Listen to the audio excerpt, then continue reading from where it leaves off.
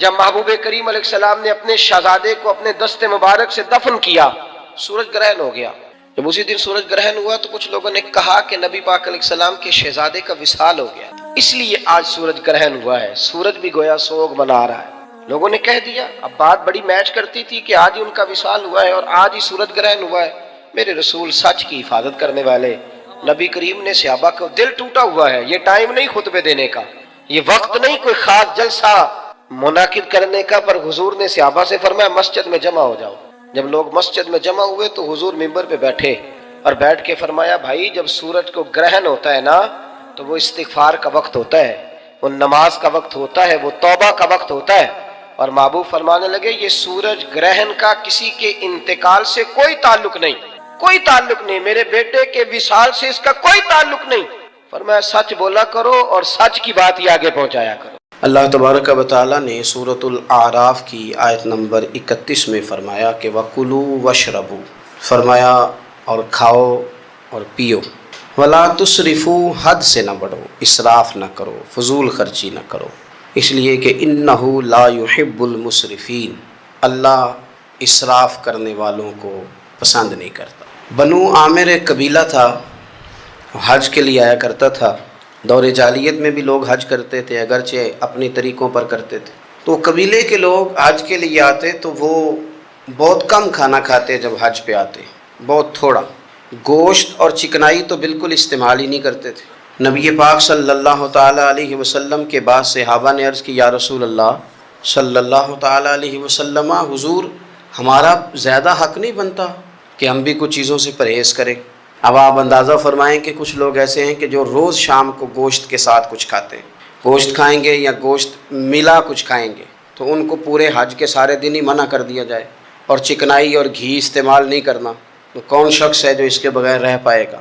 تو صحابہ نے عرض کیا کہ یا رسول اللہ صلی اللہ تعالیٰ علیہ وسلم، ہم بھی یہ کام نہ کریں، ہمارا زیادہ حق نہیں؟ تو اللہ تعالیٰ نے آیت نازل کر دی، فرمایا نہیں، کلو واشربو، کھاؤ بھی اور پیو بھی، بس ولا تسرفو، حد سے نہ بڑھنا، اسراف نہ کرنا، فضول خرچی نہ کرنا، جو بھی کھاؤ پیو حد میں رہ کے، کھانے پینے سے اسلام منع نہیں کرتا، لیکن ولا تسرفو، حد سے تجاوز۔ کیا معنی ہے اس کا؟ ایک معنی تو یہ ہے کہ جب تم کھاؤ تو تم حدود میں رہ کے کھاؤ گے، حلال حرام کی تمیز رکھ کے کھاؤ گے، تم مسلمان ہو، تمہارے اوپر کچھ ضروریات ہیں، ایسا نہیں ہو سکتا کہ جو تمہارے سامنے آیا تم کھا جاؤ، جو تمہارا ہے تم صرف وہی کھاؤ گے، جو تمہارا نہیں ہے تم اس کے قریب نہیں جاؤ۔ دوسرا معنی یہ ہے ولا تسرفو کا، ہمارے مفسرین نے بیان فرمایا کہ کھانے کے بعد نہیں کھانا، بغیر بھوک کے نہیں کھانا، کثرت سے نہیں کھانا، ہر وقت کھاتے رہنا، ہر وقت کھاتے رہنا، کھانے کو اپنے ذہن پہ سوار کر لینا، رات کو فیصلہ کرنا کہ ناشتے میں یہ کھاؤں گا، اور ناشتہ کرتے ہی دوپہر کے لیے کھانا منگا لینا، پلان کر لینا کہ یہ سبزی منگا لو، اور دوپہر کی ابھی ٹیبل پوری سجی ہوئی ہے اور دانتوں کے اندر وہ شخص صفائی کر رہا ہے اور ساتھ آرڈر دے رہا ہے کہ شام کو میرے لیے فلاں چیز، تو کوئی کھانے پینے تو نہیں نہ آیا مسلمان دنیا میں، کھانے پینے تو نہیں آیا، اور اتنا کھانا کہ اس کو سوار کر لینا۔ امام غزالی رحمۃ اللہ علیہ نے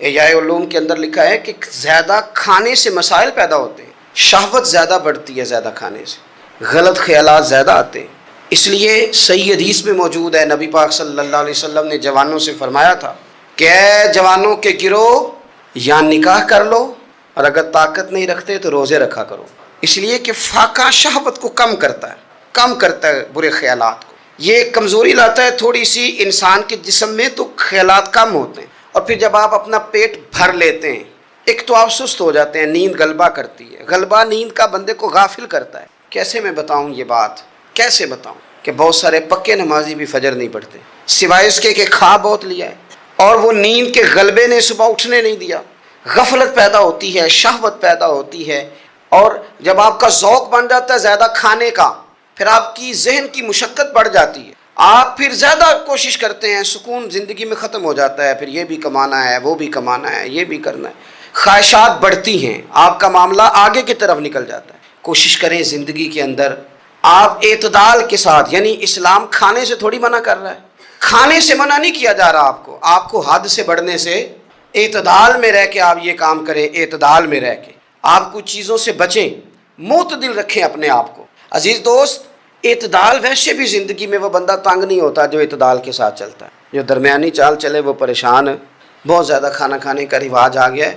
اور پھر یہ کہ کچھ چیزیں بطور فیشن کے بھی، یعنی لوگ کہتے ہیں برگر کا اور پیزے کا رواج بہت زیادہ ہے. میرا ذاتی اس میں رائے یہ ہے کہ بہت سارے لوگ ہیں جو پیزے برگر کو آج بھی پسند نہیں کرتے، لیکن مصیبت یہ ہے کہ یہ کھانا فیشن ہے. یہ نہیں کھائیں گے تو لوگ ہمیں امیر کیسے کہیں گے، نہیں کھائیں گے تو لوگ پڑھا لکھا کیسے کہیں گے، جدید دنیا کا بندہ کیسے مانیں گے اگر نہیں کھائیں گے تو. نہ کریں ایسا، سادی غذا کھائیں اور بہت زیادہ کھانا کھانے سے اپنے آپ کو بچائیں. نبی پاک صلی اللہ تعالی علیہ وسلم خزانوں کے مالک ہیں، خزانوں کے، لیکن حضور نے نا فقر اختیار کیا، تھوڑا کھایا. یہ حدیث کبھی دل کی تختی پہ لکھ لیں تو کام آئے گی. یعنی کون سا ایسا گھر ہے جس میں شام کو روٹی نہ پکے تو قیامت نہ کھڑی ہو، عورتیں احتجاج نہ کر دیں، بلکہ روٹی نہ پکنا تو دور کی بات ہے، بچوں کی مرضی کی نہ پکی ہو تو وہ چیزیں توڑتے ہیں.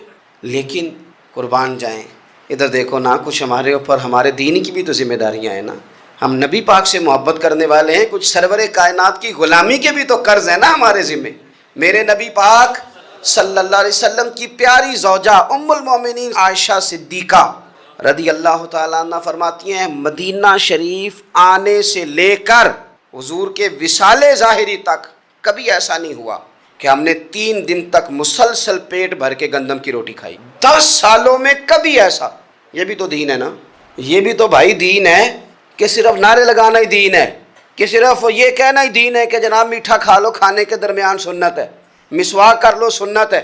یہ بھی تو سنت ہے کہ مسلسل 3 دن تک حضور نے پیٹ بھر کے کھانا نہیں کھایا. کوئی مجبور ہے اس کے لیے؟ حضور مجبور ہے نبی پاک صلی اللہ علیہ وسلم اس کے لیے؟ یہ حضور کی چاہت ہے، تھوڑا کھانا کھایا جائے، کم پہ گزارا کیا جائے اور سادہ غذا کو استعمال کیا جائے. کوئی کام نہیں کر پاتے ہمارے بچے، روٹی کھاتے ہیں مرضی کی، ثقیل غذا کھاتے ہیں جو ہضم مشکل سے ہوتا ہے، اور پھر کھاتے ہی فوراً موبائل لے کے وہ لیٹ جاتے ہیں. تو وجود کے اندر وہ صلاحیت ہی نہیں ہے کہ آگے بڑھ کے کوئی کام کر سکے. میرے نبی پاک علیہ السلام نے فرمایا کہ ہر چیز کی زکوٰۃ ہوتی ہے. ابن ماجہ میں یہ حدیث آپ کو ملے گی، ہر چیز کی زکوٰۃ ہوتی ہے. زکوٰۃ کا معنی پاک کرنے والی چیز. جب آپ زکوٰۃ دیتے ہیں تو زکوٰۃ آپ کے مال کو پاک کر دیتی ہے. فرمایا ہر چیز کی کوئی زکوٰۃ ہوتی ہے، اور فرمایا یہ جو تمہارا جسم ہے نا، اس کی زکوٰۃ روزہ ہے، روزہ اس کی زکوٰۃ ہے. گویا جب تم روزہ رکھتے ہو تو حدیث ہمیں بتاتی ہے کہ پھر ہم اپنے آپ کو پاک کر لیتے ہیں. یہ بھوک وجود کو پاک کرتی ہے.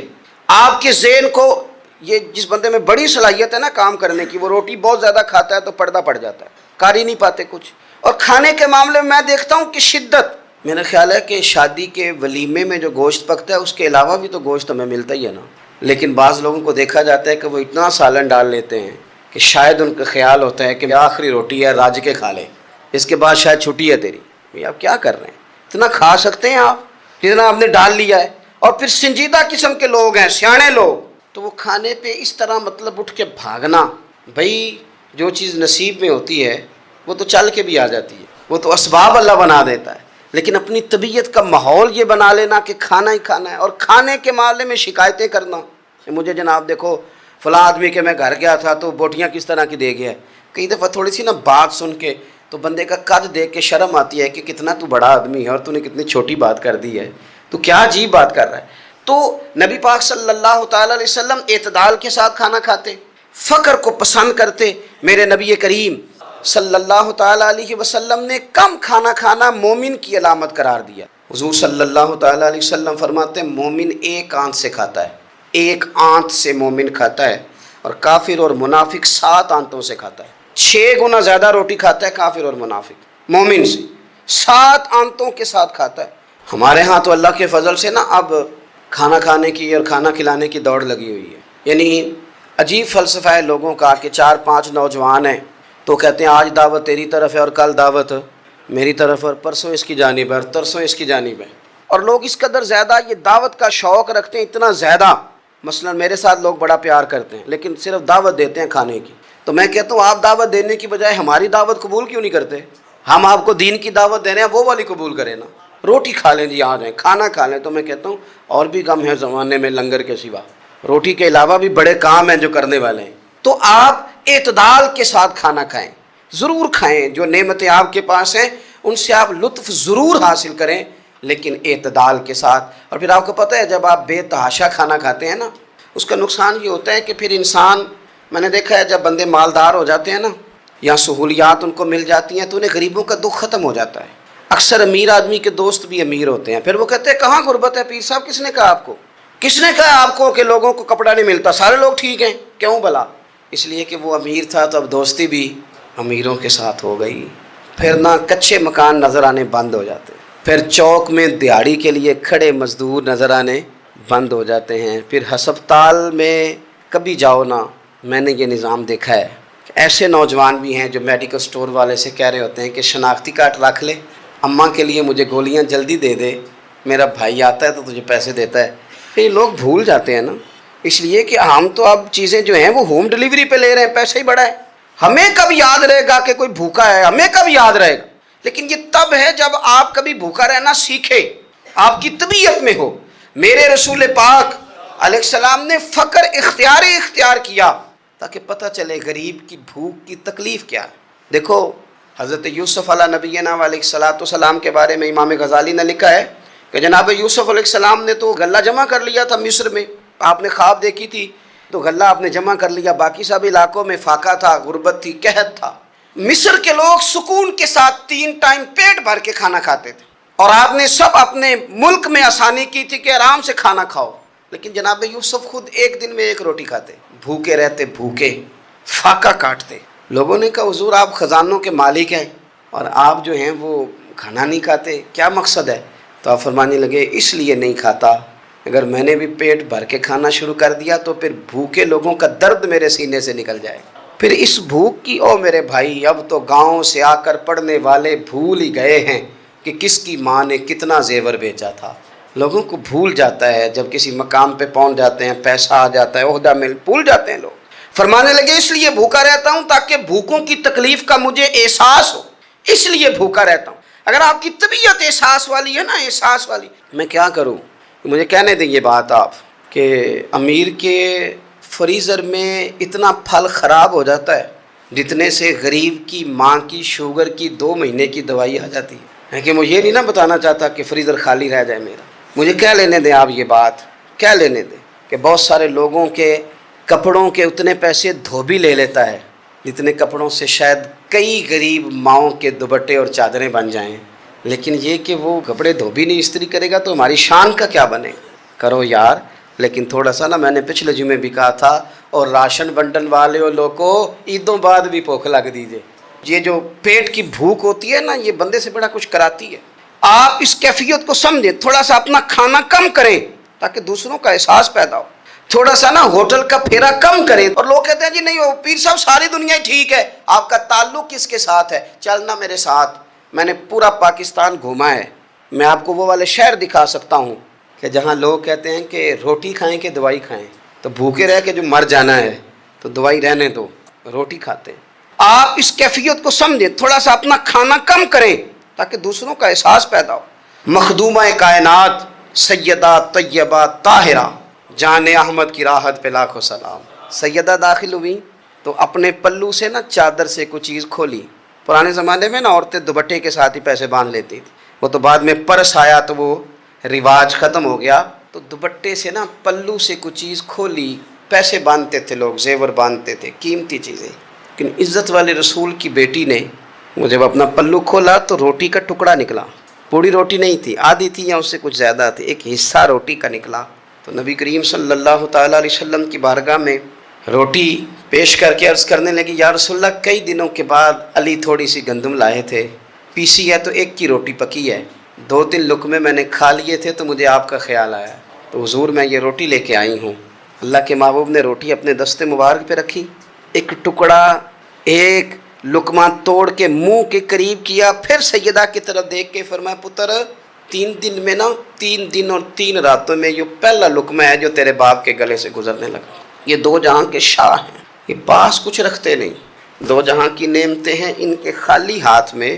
حضرت عائشہ صدیقہ رضی اللہ تعالیٰ عنہ فرماتی ہیں حضور اتنا فاقہ کرتے تھے کہ پیٹ مبارک پیچھے کمر سے جا لگتا تو میں نا ہمدردی کے ساتھ پیار سے پیٹ پہ ہاتھ پھیرتی، او غریبو نہ رویا کرو نا یار، اگر کبھی فاقہ کاٹنا پڑ جائے بڑے خوش بخت ہو، تم وہ کام کرتے ہو جو حسنین کی اماں کرتی تھی، تم وہ کام کرتے ہو جو رب کے لاڈلے محبوب کرتے تھے، تم وہ لوگ ہو हुजूर अमीरों को भी बड़ा करम फरमाते थे, मालदारों पे भी शफकत करते थे, पर कभी सुना है किसी ने कहा हो अमीर नवाज रसूल? जब भी सुनोगे यही जुमला मिलेगा, गरीब नवाज रसूल, गरीब नवाज रसूल। तो फिर तुम्हारी गरीबी बड़ी शान वाली नहीं, जिस पर करम नवाजियाँ मदीने वाले हबीब फरमाते? फिर ये फाके बड़े महबूब नहीं? फिर ये थोड़ा सा गरीबी में वक्त गुजारना ये बड़ी अजमत वाला नहीं? मेरे अजीज़, अगर ज़िंदगी के अंदर थोड़ी तवज्जो हो जाए, थोड़ा सा ख्याल हो जाए, तो बहुत सारी हमारी जो दिक्कतें हैं ज़िंदगी में, जो आजमाइशें हैं, वो ख़त्म हो जाएं। बच्चों को भी थोड़ी आदत बनाएं। मैं आपको बताऊं, ख्वाहिशात अगर बच्चों की महदूद हो जाए ना, तो बाप की मेहनत भी थोड़ी कम हो जाए। हमारे ना ख्वाहिशात की वुस्सत ने हमारे वालिदैन को थका दिया है। हमारी ख्वाहिशात की वुस्सत ने बाप को ओवर टाइम लगाने पे मजबूर किया है। हमारी ख्वाहिशात की वुस्सत ने, कई बाप हैं जिनका अब दिल करता है कि परदेश से वापस आ जाऊं, जिनका दिल करता है कि अब पता नहीं है ज़िंदगी का तो मैं लौट आऊं। काश बेटे अपनी ख्वाहिशात कम कर दें, काश बच्चे अपनी ख्वाहिशात थोड़ी महदूद करें, थोड़े पे गुजारा सीखें, ताकि हमारे बहुत सारे परदेश में रहने वाले लौट आएँ देश में, अपनों के साथ आके वो रहें, वो अपनों के जनाजे पढ़े, वो अपनों की फातिहा में शरीक हों, वो अपनों के दुख सुख देखें। ख्वाहिशात की वुस्सत, बहुत खाने का शौक़, अनवा व इक़साम के कपड़े, लेकिन लोगों की जवानियाँ परदेश खा गया और उनकी दौलतें ख्वाहिशात खा गईं। काश वालिद भी अपने बच्चों को ये समझाने में कामयाब हो जाए कि थोड़े पे गुजारा करना, इससे इंसान वुस्सत पकड़ लेता है, बड़ा हो जाता है। हम दूर निकल गए हैं। नबी पाक सल्लल्लाहु ताला अलैहि वसल्लम ने फरमाया, इमाम बहकी हदीस लाए हैं, हज़रत अबू उमामा बाहिली रदियल्लाहु ताला अन्हु हदीस के रावी हैं। हुजूर फरमाते हैं, मेरा दिल करता है कि एक दिन मैं सैर होके खाऊं और एक दिन भूखा रहूं, मेरा दिल करता है।